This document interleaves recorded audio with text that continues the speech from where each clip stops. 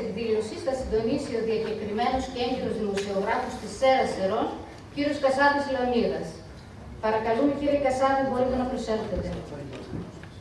Ο Λεωνίδας Κασάπης σπούδασε στο Κέντρο Ελευθέρων Φιλοσοφικών Σπουδών, στο τμήμα Δημοσιογραφίας στη Θεσσαλονίκη, από το οποίο αποφοίτησε το 1989. Είναι μέλος της Ένωσης Συντακτών Ημερησίων Εφημερίδων Μακεδονίας Θράκης από το 1999 και της Διεθνούς Ένωσης Δημοσιογράφων.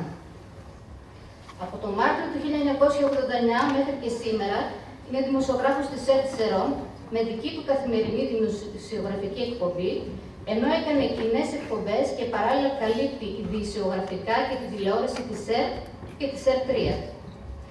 Από τον Ιούλιο του 2015 έως και τον Απρίλιο του 2021 διατέλεσε προϊστάμενος της ΕΡΤ Σερών.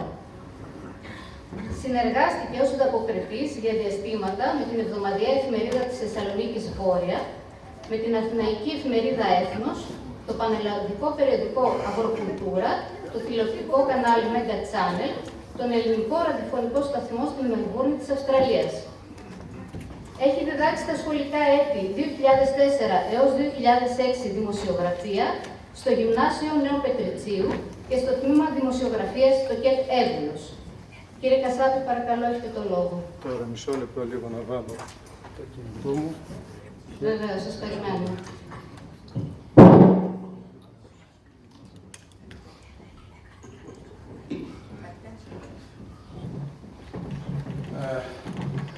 Να σας ευχαριστήσω για την παρουσία σας, να ευχαριστήσω κυρίως τον Πρόεδρο και το Διοικητικό σας Συμβούλιο για την τιμή που μου κάνει να συντονίσω αυτή την εκδήλωση με έναν πολύ σημαντικό, θα έλεγα, από τους διεθνείς αναλυτές που σήμερα έχουμε στην χώρα μας. Αναφέρομαι βεβαίως τον καλεσμένο, τον κύριο Σάββα Καλλικερίδη.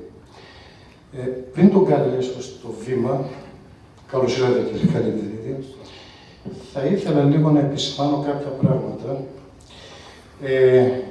Αυτό που μου έκανε εντύπωση μπαίνοντας, παρακολούθησα την ομιλία του Προέδρου, του κυρίου Μακράκη.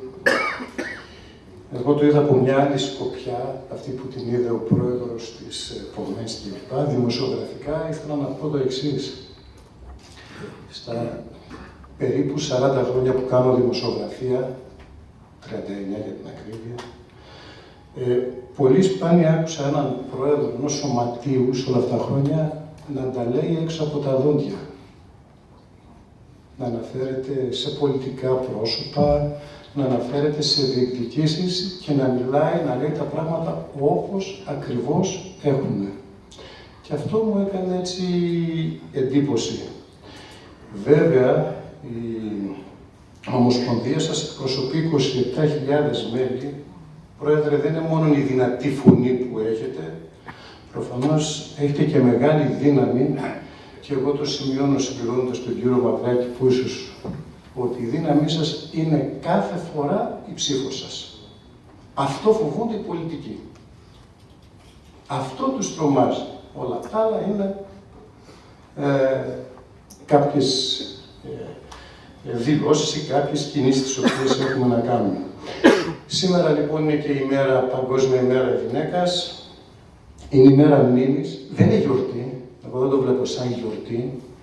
Είναι η μέρα τιμής και σεβασμού στις γυναίκες, αλλά και η μέρα μνήμης και αγώνα, γιατί για να φτάσουν οι γυναίκες εδώ στο σημείο που έχουν φτάσει, πέρασαν χρόνια με πολλές θυσίες και πολλούς αγώνες.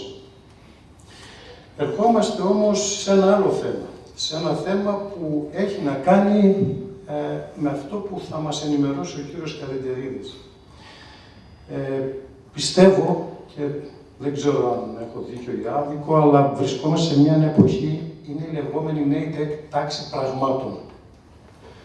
Δυστυχώς αυτή η νέα τάξη πραγμάτων έχει, κατά την άποψή μου, δύο βασικά χαρακτηριστικά.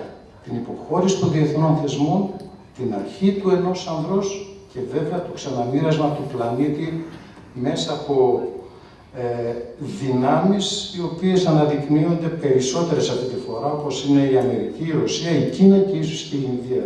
Περισσότερα θα μας τα πει ο κύριος Καλεντερίδης. Βέβαια, εγώ θα ήθελα να επισημάνω ότι όταν υποχωρούν οι θεσμοί, όταν υποχωρούν οι κανόνες, και εσείς τους ξέρετε καλά τους κανόνες, τα πράγματα δεν οδηγούνται σε καλό σημείο. Λοιπόν, κύριε Καλεντερίδη, καλώς ήρθατε. Νομίζω ότι ελάτε εδώ. Δεν ξέρω από το βήμα ή δίπλα μου πώς θέλετε. Ο κύριος Καλεντερίδης θα μας πει περισσότερα πράγματα και βεβαίως μετά θα ακολουθήσει και συζήτηση.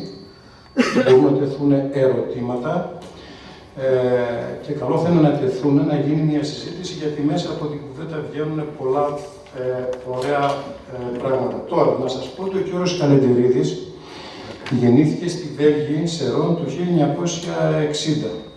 Είναι δηλαδή συντοπίτης μας. Το 1977 μπήκε στη Στρατιωτική Σχολή Ευελπίδων, από την οποία αποφοίτησε το 1981 ως ανθιπύλαρχος. Υπηρέτησε σε διάφορες μονάδες των τεθωρακισμένων και των καταδρομών και σε κρίσιμες θέσεις στο εξωτερικό. Το Μάρτιο του 2000 παραιτήθηκε από τις τάξεις του ελληνικού στρατού με το βαθμό του αντισυνταγματάρχη.